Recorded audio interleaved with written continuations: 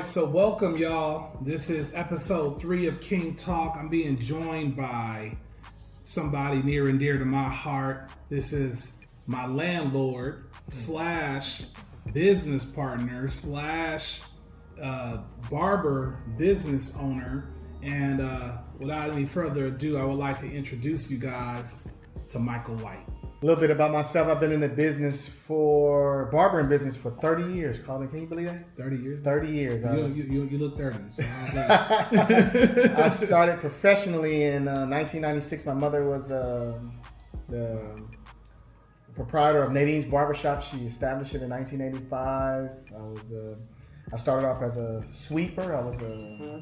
And I went from sweeping to becoming a domestic engineer. That means I was cleaning the business. I was cleaning all of her locations, and 11th grade of high school, she asked me what I wanted to do. So I went to I was gonna go to the military, but she said, "You want to try barbering?" So I said, "Yeah." So I went to I signed up for the apprenticeship program in 1996, and here we are 30 years later. In 2026, it's been 30 years. Apprenticeship program. What is that? That means I'm a student worker who has a journeyman who teaches me the barbering. So I understand like the concept of the apprenticeship. I just didn't know that it existed in the barber. Yes, they have an apprenticeship program in the barbering, and it's actually through the state of California. I had a license. I was a licensed apprentice for 2 years. Wow. And within that 2 years, you learn and establish how to be a barber. Got it. Would you say being a barber is a good business to be in? Because you hear things nowadays, barbers charging $100 a haircut. Some still have lower prices, but most people have upgraded their prices now. Yeah. I think the inflation in barbershops has been a little crazy. But how do you feel about it as far as a career field and what people are charging? Barbering is to me is an excellent business. In the beginning, it was cash only. Mm-hmm. It was a cash and carry business, and so you came with the approach where I got paid every day, every day. And at the end of the week, you tally up your money. It might, as the early days, you go home with $800 that week. That's a lot of money for a 19-year-old, 18-year-old. And as far as the price, as far as barbering, it's an individual art. It's a technique. It's a skill. It's a trade. And I believe that each individual has the right to charge based off of their own experience and how I'm an experienced barber. I got 30 years of experience. I've covered every end of the trade in regards to, like I said, I was a sweeper, domestic engineer. I was a barber. I became a shop owner, and so in that, I can choose my pricing. I know, we're in society there's inflation, so prices rise. Right. And also it's based off of demographics and location. What city you're in. We're in Inglewood, and then you have cities like the East Side, and then you have you go further west where you go to the West Side where it's a little bit more pricey. Now, are they still able to go into like trades today? Like, can you still work your way up the barber field? Because you're the first person I've ever heard say they were an apprentice in the barber field. Yeah. Does that still exist today? Yeah, they still have their apprenticeship program. Okay. It's like I said, it's through the state of California. There's it has to be a credentialed, an established, licensed barber who can sponsor you. So, okay. That program I believe in. I've sponsored many barbers through my career who've got licensed and opened their own shop. So that is something that I would recommend. Yeah, got it. So we're in Inglewood, currently under gentrification. Yeah. How has gentrification affected your business, brother? You got some white folks coming in there getting their hair cut. I think barbering. It is about demographics, but it hasn't really too much affected my business. I'm at the peak of the career going downhill. Okay. Understanding that, you know, this business is you have to make good investments to get out of the business. Any business though, any trade you do. Right. But for sure, gentrification has not affected my business because a clientele has been established. Gotcha.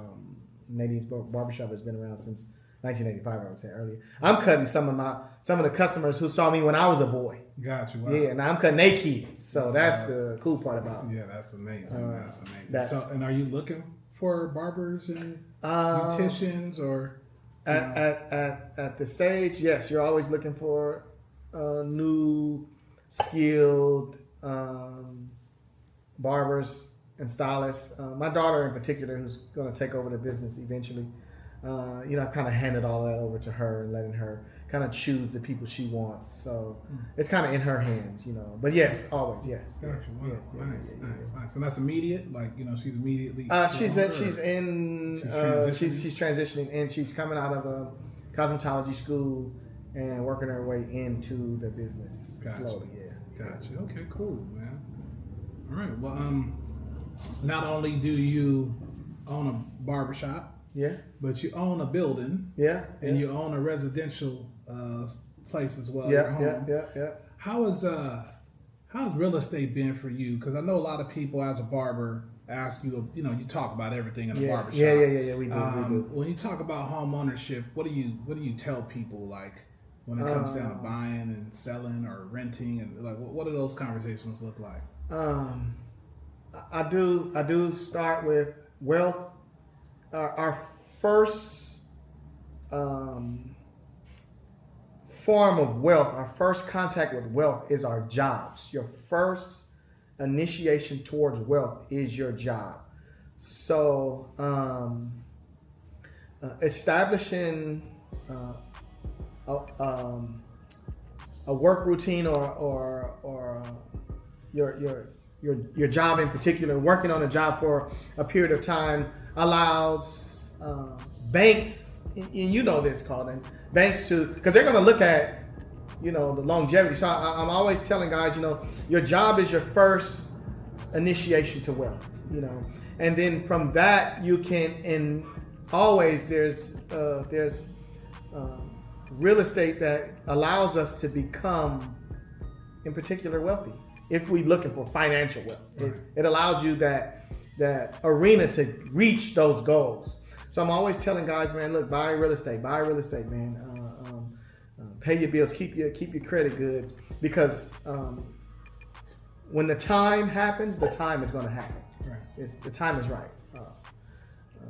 You know, when me and you talked, when I first met you, you know, I already had purchased a couple of properties, and I just was patient with it. I wasn't nervous. I wasn't, and you were like, man, look, man, it's looking crazy, man. Carter, you know what, Carter? I gotta say, man, you helped me get through that real smooth, man. You don't panic. You're not one of those guys. Oh, it's not gonna. I don't think we're gonna be able to do it. You're like, man, we're gonna figure out a way. Right. And so I really appreciate that about you, because you're like trying to find creative ways to help reach these goals. Right. And purchasing this particular building was a goal of mine, and reaching that goal was something that, you know, I felt proud about. You know. Right. Hey, I'm proud for you, brother. Cause we up in here with you, and I didn't anticipate that 5 years later. Yeah. But we're winding back, because you have a house in Compton. Yeah. Was that your first purchase? That's my first purchase. Okay. I purchased a brand new building, Long Beach. Okay. Michael Allen sold me that. He Right. was the realtor on that. Yeah.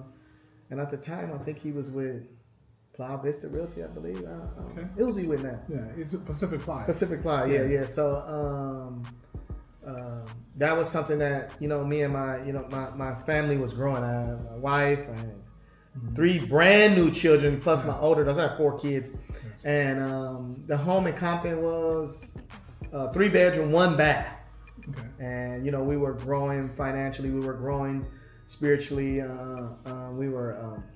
Me and my wife our pastor and wife, we have ministry, and it was a couples ministry, and I was an associate pastor at a church. And all of these things at the time were building towards the goals and the wealth of where we were reaching. And so we decided that we needed more space. Now, keep this in mind. More space don't always mean it's good, because you get bigger, then people stay in their spaces, stay further away. Right now, you guys are intimate, it's close. You get into a bigger building, you might not see her as much. Right. But we purchased the home in Long Beach, and we were like, it was like 2008. We were like the first family to put the initial deposit down. It was like $15,000 or something like that. And this was right before COVID, man. And we purchased the home. And when I say everything that we had in that home, we put custom, brand new. It was a beautiful house, beautiful, man. I love the home.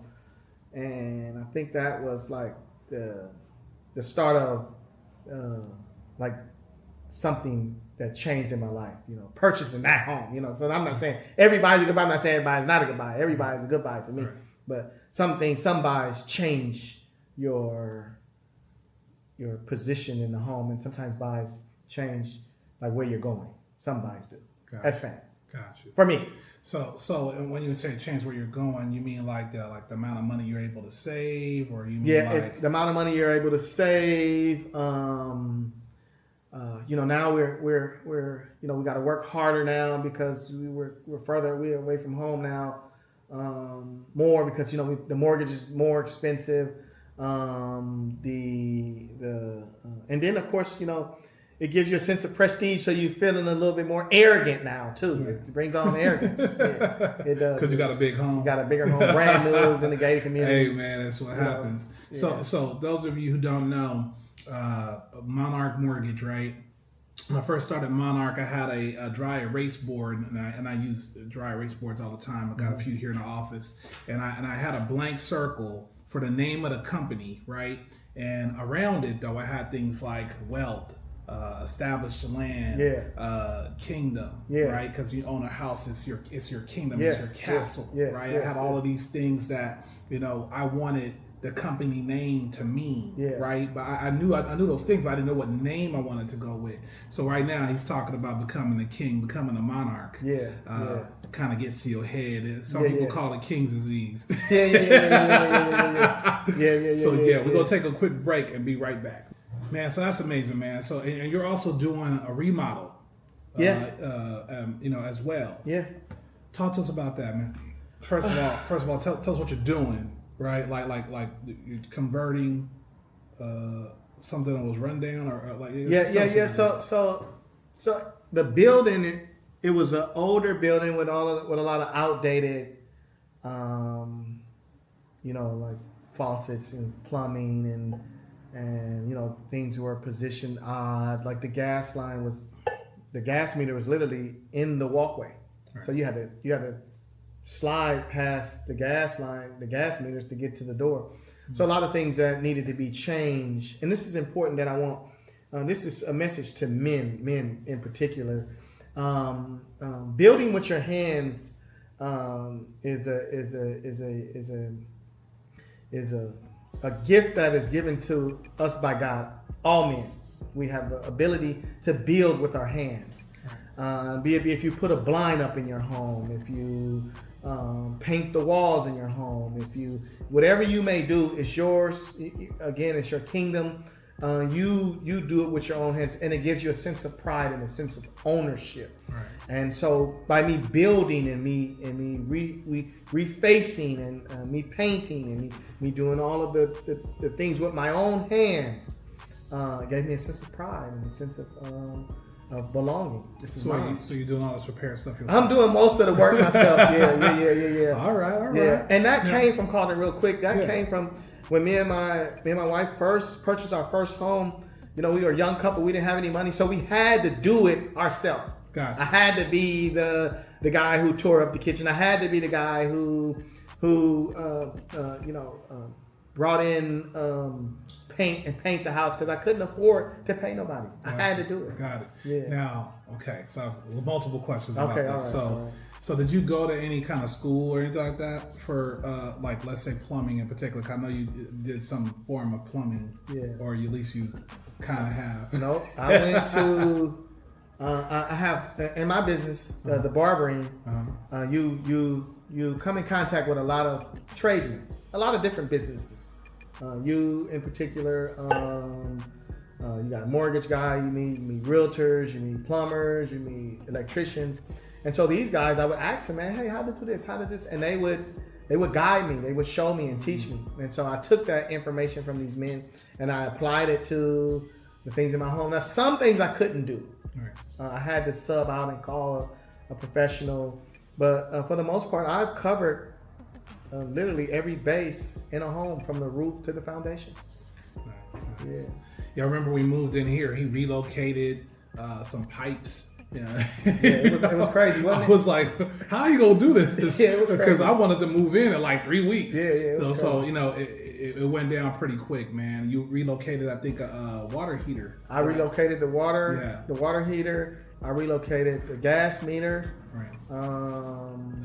Because this used to be a beauty salon. Yeah. Surely was. So those of you ever drove past this building on Van Ness, it used to have a BM on it for some boutique something. Yeah. She was a stylist who, she was under that old mantra with the lady before, and at the time they were getting really low rents, man. Gotcha. And if you're an investor and you invest in property, you got to know you're gonna eventually have to go up on the rents, man. You're gonna have to go up on the rents. It happens, man. As an owner, you kind of things are going up, costs are going up, insurance is going up, gas is going up. I mean, what can you do but raise rent? So that totally makes sense. Yeah. So, what made you feel okay with even purchasing your first property? Like, what was like? Did your parents kind of push? Yeah, I think it was my predecessors, those who were before me. My grandmother owned a home. Grandfathers, they were homeowners. My mom and dad became homeowners. And so my sister was a homeowner. And it's in my family. My uncles are homeowners. My aunties are homeowners. So we were kind of like everybody in my family were like, you got to buy a home. That was something that, we had or wanted to do. Because that's what we were taught.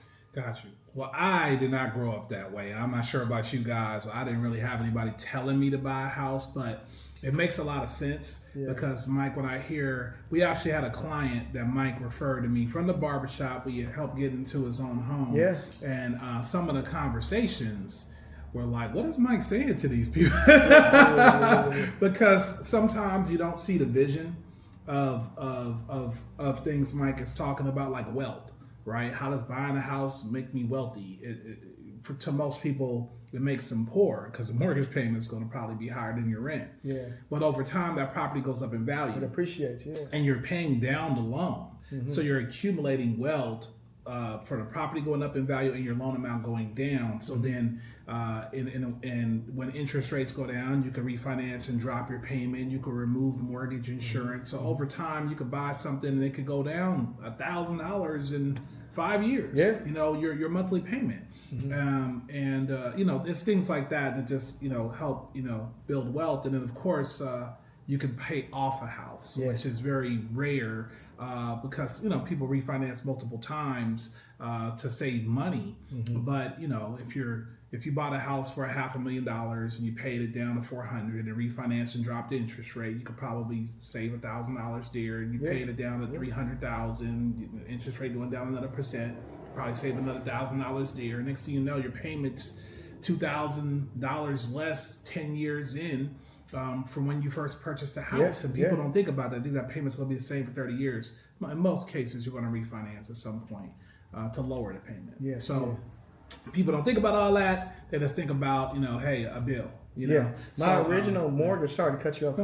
My original mortgage in Compton, when I first bought it, I was caught up in that subprime lending. Uh-huh. My original mortgage was like $2,800. And over time, I refinanced. I refinanced, got it all the way down like $1,800, I'll save like a whole $1,000. Right. Which, now when they refinance, it's, at the time it was like 3%, you get a low interest. But you're right. You come in, thinking one way, but there's a lot of creative things that can happen. Exactly. Yeah. That's really good. That's really good. Yeah. That thought came up. Yeah, man. So you own your own company, barbering, right? You own the building, right? When I first met you, you were telling me about the pains of renting a barbershop. Right? Yeah. So you had a barbershop also in Inglewood that you were renting from.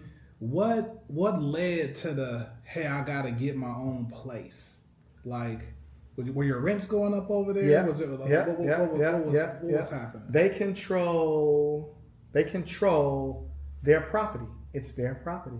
So they determine the term on the lease. They determine what of course, in commercial, there is no, it's not like residential where there's a 3%, 5% increase. Not in commercial. Commercial, I can go up at any time, after the lease is up, and it can be any amount. There is no cap on commercial. Gotcha. So when this new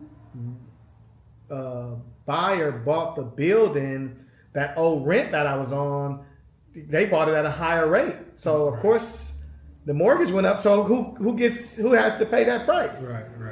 The renters. Right. And they went up a whole extra $1,000. I was paying like $1,800, I believe, or something like that. I know I got this number in my head, $1,800, and it went up to like $3,000, man. Wow. Yeah. Wow. So we, I had to do something. Yeah. Well, you had the foresight because I think you didn't move into your actual barbershop until years after you purchased the building. Yeah. So what was it like? Why did you decide to stay at the barbershop and kind of delay the transition to moving into a building that you own? Because it was 3 years later after owning it? Yeah. It was I bought the building in 2021 and we moved here in 2023. Okay. It was more or less, it was about the barbers that was with me, and it was about the clientele. I wanted to try to recycle all of the customers that came through there, and it might take about that time, 2 years, because you got to remember, some people move away, some people don't come, the numbers change and things like that. But they do remember that location is where you are. So when they do come to LA or something, they'll go to this place. So I wanted to wait about that time. It was about 2 years. I could manage it at the time. 2 years before I make the move. So it was a business. I could have moved right away and maybe stay, but I have renters here, so it was okay. Right. It wasn't like I was losing anything. I just was still in that location. So, just curious, man, because some people, when they think about buying, they think about immediately moving in. And not everybody immediately moves in. It might work out best for you to rent it out or something like that. So absolutely. Yeah. So you had a family, 3-bedroom, 1 bath. Yeah. Is it still 3-bedroom, 1 bath? It's still 3-bedroom, 1 bath, and it has an ADU in the back. That's an ADU. So did you build the ADU? It was there when I got there. Okay. Yeah. So that offsets that particular property has been around. I got it in 2006. Okay. And it's been proven to be a lasting investment. Gotcha. The renter pays the rent in the back. I rent the house out. So there's a lot of things that you can benefit from when you purchase your home, and that was one of them. Right. Yeah. I have a low mortgage, and the mortgage is being paid by the renter in the back. Right. Yeah. Wow. So. Just that one renter in the back pays the whole thing. It pays the whole thing. So the front house. Yeah, I live rent free. Yeah, you live rent free. Yeah. Okay. All right. Well, that's mind blowing for some of you, right? But it is possible. There are people out here that purchase real estate for that reason, right? Because it can actually end up putting you in a position where you don't have rent at all, or the net profit from where you're renting out pays for where you currently live. Yeah. So stuff like that. So Mike, I'm not sure if you know this, but I consider you a mentor of men. Oh yeah. Right, just being a barber is not your only job, right? You a counselor over there, you're a therapist over there. I've seen and heard a few things while being here. Right. So, one of the biggest things that we connected on was children. Yeah. Right. So I have 3 kids. You have 4, right? And we talk all the time about raising kids, and it's crazy how absent, I will say, the information on how to be a father is really, it doesn't really exist, right? Yeah. I think like later on in life we're piecing this all together and stuff like that. But what would you say as a man raising kids, or some of your clients that come in, ask for advice, dealing with child support, dealing with crazy baby mamas, all that kind of stuff. Me and you talked about some of that stuff pertaining to me. But my ex my older son's mom, it was rough, right? But what do you typically give advice to men that are struggling with their past significant other, with the kids and all that kind of stuff? I've experienced it all. I've experienced baby mama drama. I've experienced divorce.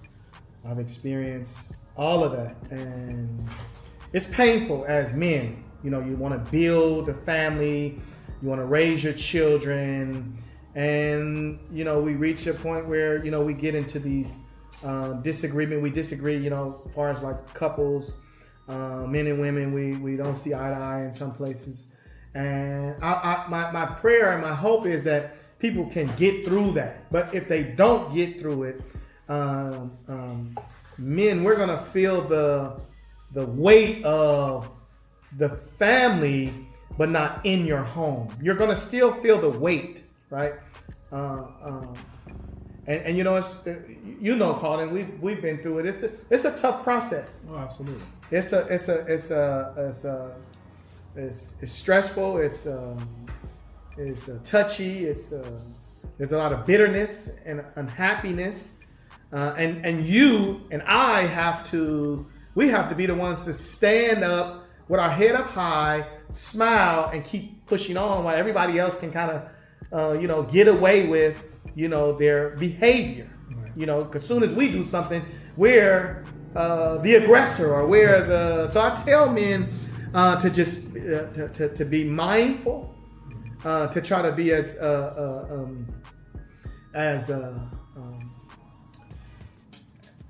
to be, especially when we're dealing with women who get angry with us, to not fight fire with fire, because I'm not saying because I had a client who told me, he said, man, you can't be nice to them because they're not gonna be nice to you, and I kind of agree. Right. You know what I mean? Right. Not saying don't be mean, but look, if it's your time to be with the kids, it's your time to be with the kids, right. And I'm gonna be with them.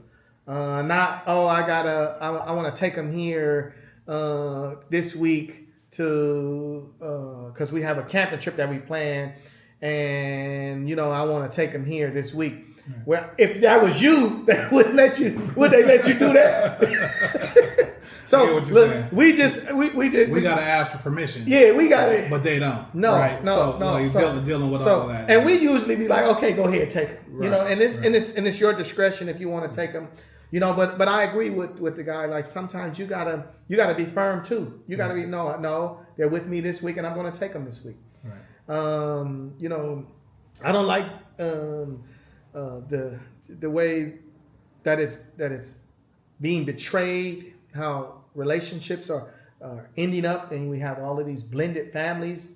But it is the modern society. Right. We do have women that we deal with.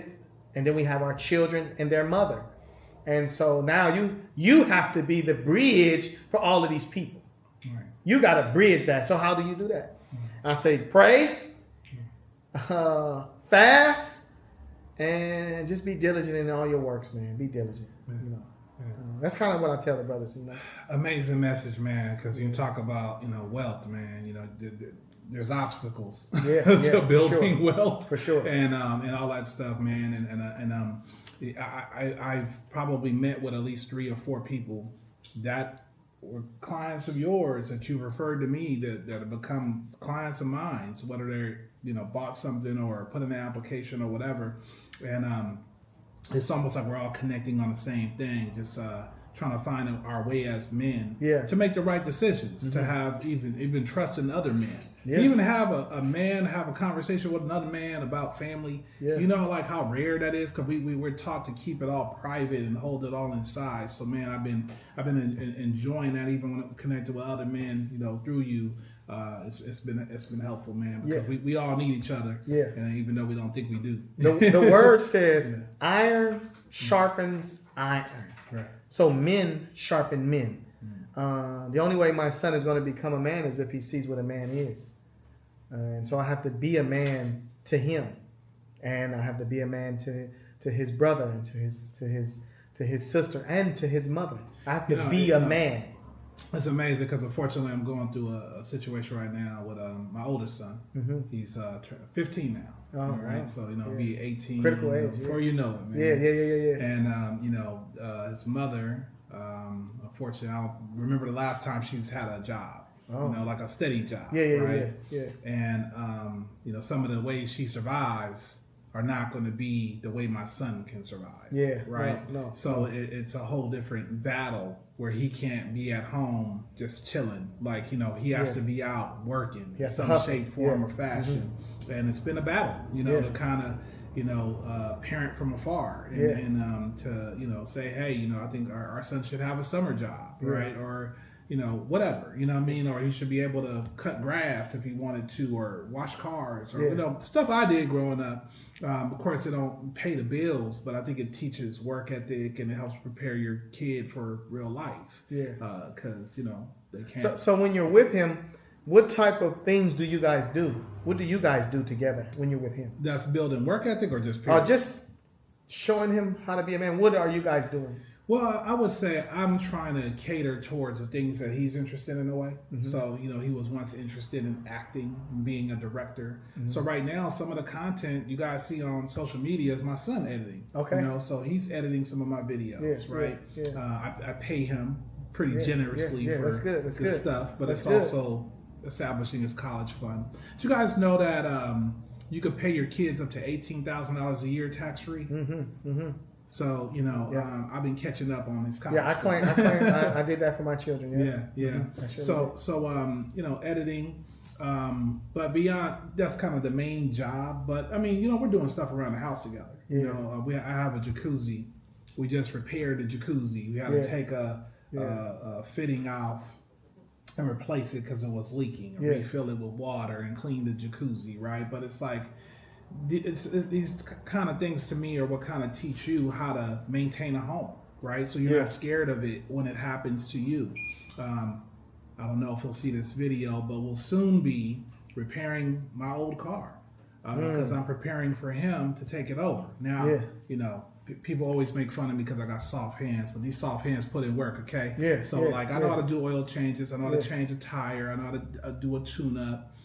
We might even go as far as opening up an engine on this repair job. That's beautiful. And it's not going to be overnight. It might take us a year. It might take us longer. But the goal is that he will know how to take care of his car after he has one, right? So if something were to, and things are changing with cars. We're talking about a gas engine. My car is electric.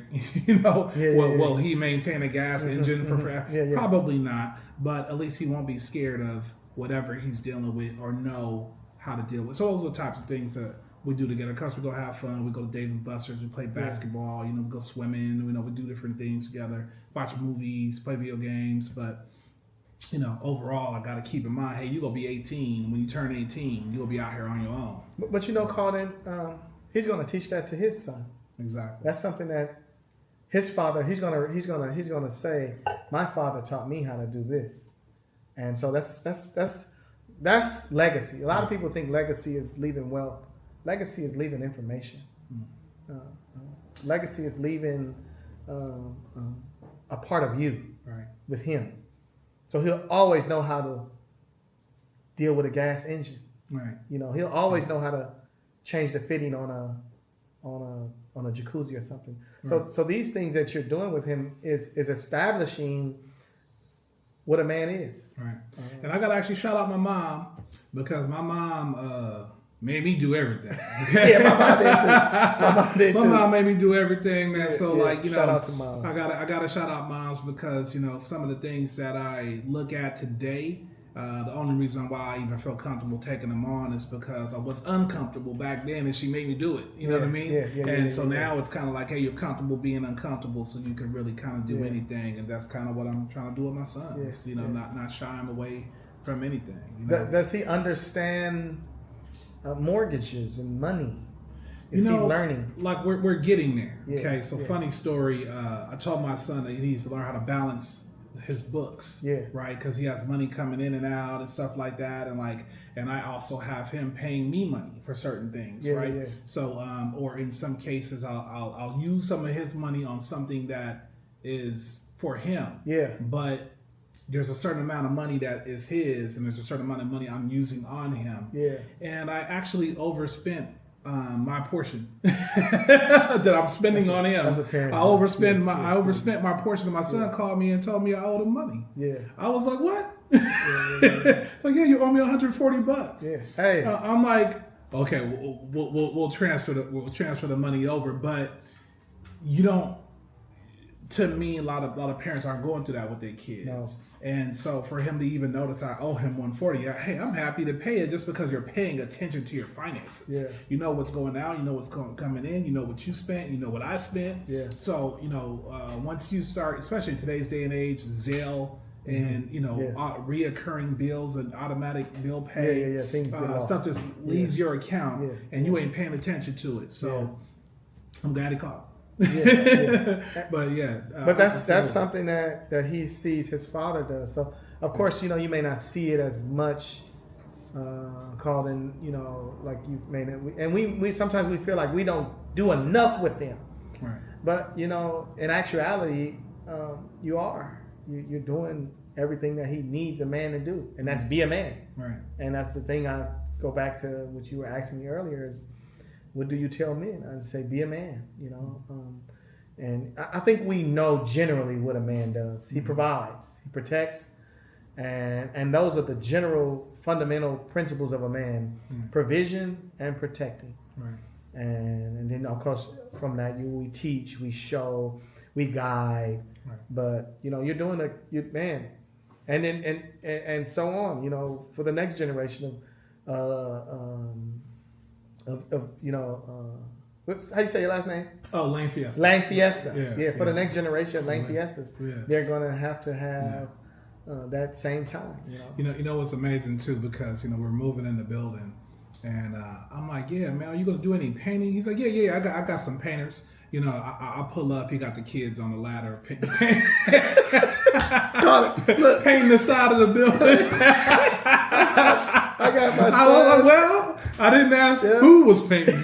I just asked if he was going to paint it. Yes, sir. So my son's work. Yeah, and it's good. You know, whenever I see them putting in some work, because I think you have your kids doing some stuff in the unit that you're rehabbing. Yeah. They paint inside. That kind of stuff goes a long way, man. When you go to decide to buy a house and you don't know how to maintain nothing, like how to paint nothing, how to, you know, mow a lawn, how to fix a dishwasher, or the beginning of how to remove it, or you know, a stove goes, you know, replace a refrigerator. Like sometimes, you know, vacuum breaks. Like not even just, you know, you got to have some experience with that stuff, or else it can become a little overwhelming. You know, so it's kind of good stuff, man. Good habits to be teaching. Good habits. Happy to see yours as well, man. So man, so what's next? What's next for you?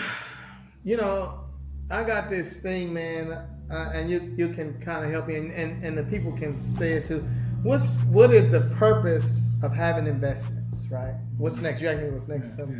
So you know, you have all this equity, you got all this property with all this equity. What's the point of having the equity if it's unrealized? Right. So what's next is we're gonna sell or we're gonna pull some money out of something so we can do this all over again. Gotcha. You know, refi and buy. That's my technique.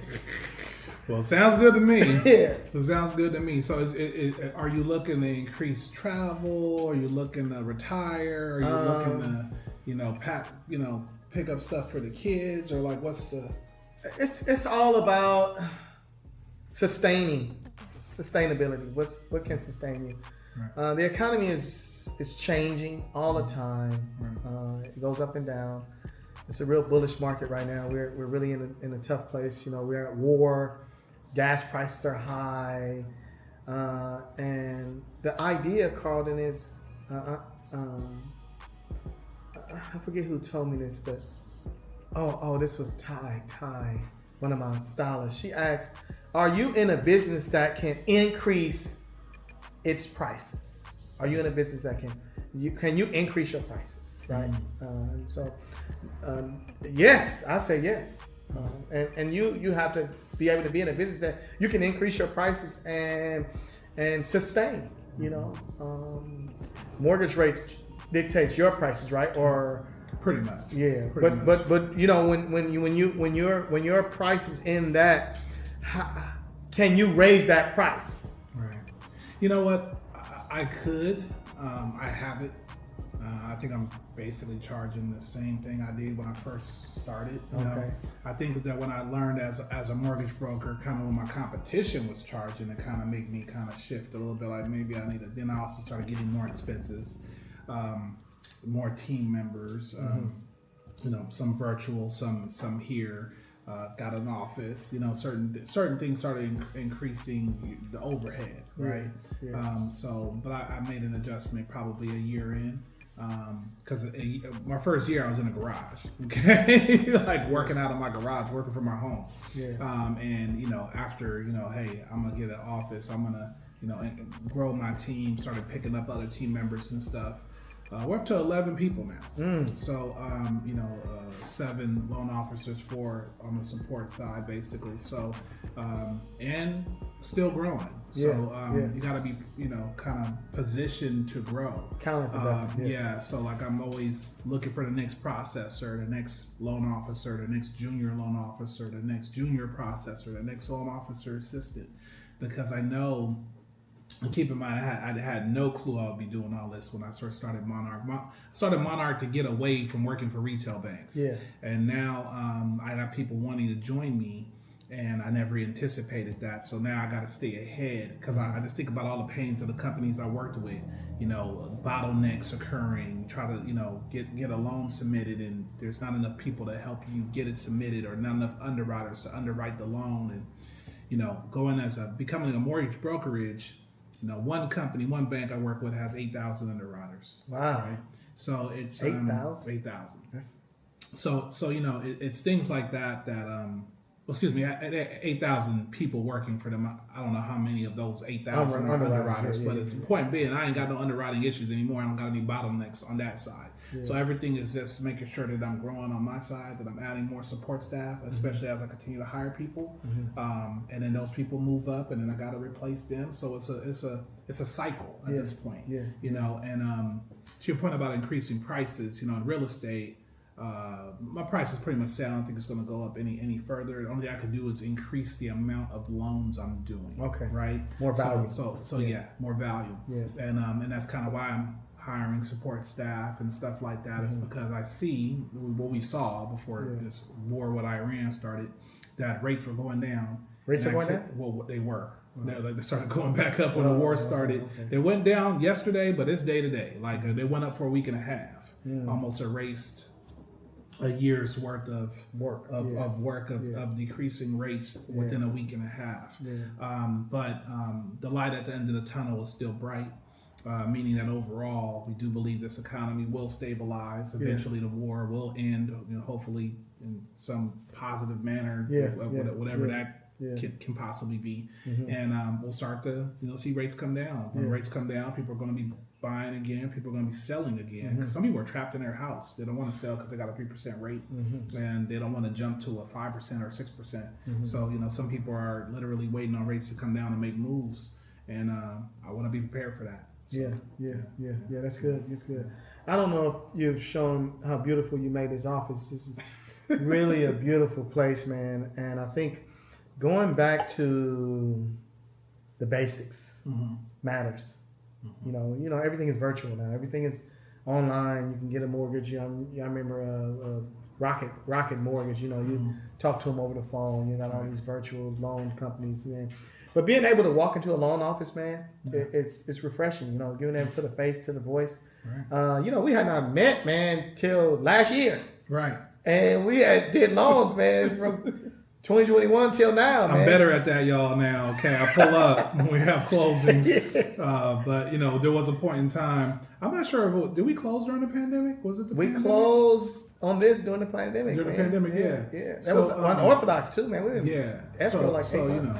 At that time I was having newborn babies and stuff like that. I wasn't really going nowhere. But, to your point, I started putting the face with the name. Not always in the beginning, because believe it or not, most of my clients, and I could be wrong. If I'm wrong, tell me. Most of my clients prefer not to meet, just to have a discussion, make it simple, submit their stuff online, and then all that kind of stuff. Then eventually, it does get to the point where, now you're a real client, you're in a process of purchasing, right? You didn't get declined, right, or anything like that. We definitely should connect and meet, right? So I'm doing a better job with that. Like we're having closings here at the office. Whenever keys are being given, I try to make it a goal to be there. Can't always be there, but I try to make it a goal to be there. To have that, or even pull up separately with the closing gift if I can't make it, stuff like that, because it is important to put a face with the name. Most of my clients that come back to me are the ones that I've met. So it makes sense business wise. It makes sense, personal wise. Because my goal is to become the family lender. When your kids buy a house, I want them to think about me and stuff like that. That's the goal. And it's not all, cakes and confetti. You know what I mean? Right. It's blood, sweat, and tears put into it, man. I just to shift a little bit on the note.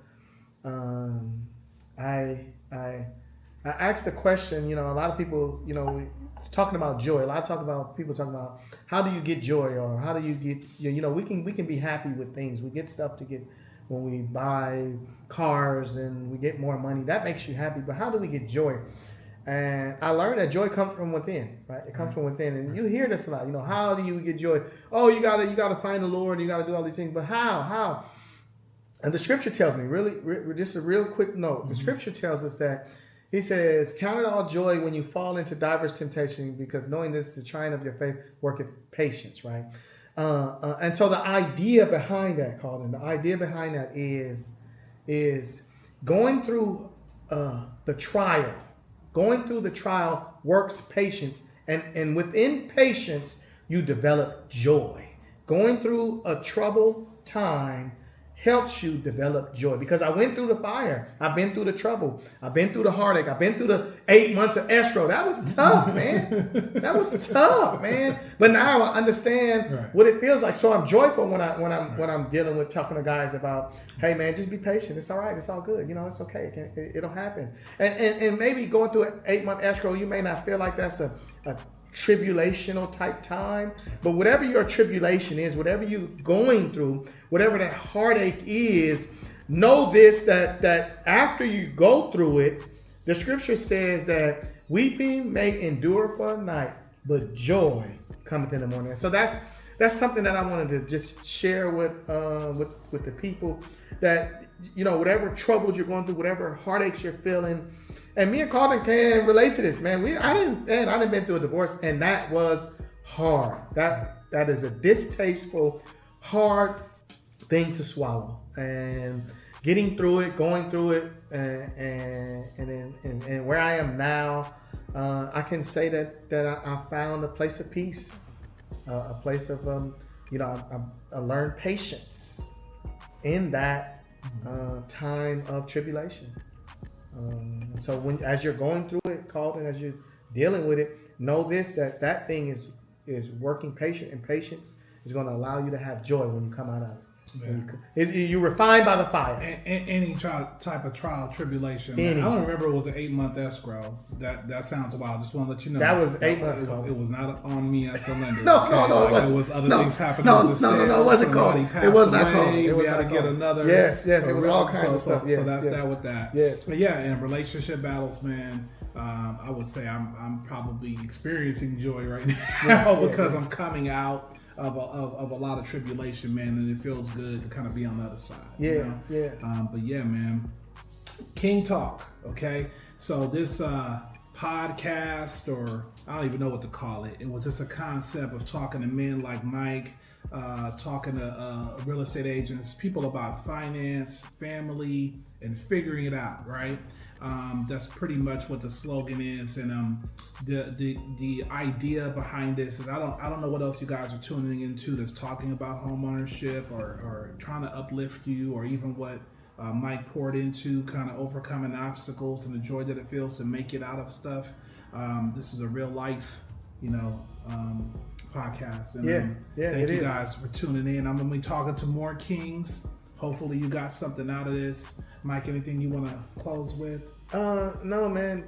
Monarch Mortgage, man. I believe in your vision. I believe in your mission statement, man. I believe in what you have here, man. The fact that we could literally recycle the black dollar the way we did, man, is really, something special, man. And I think a lot of people should be a part of that. Right. The home buying process, a lot of people should be a part of.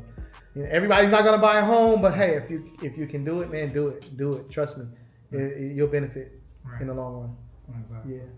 All right, we're going to close there. Thank y'all for tuning in. King Talk episode 3, and y'all know where I'm at. Venice and basically Manchester. Pull up and talk to you guys soon.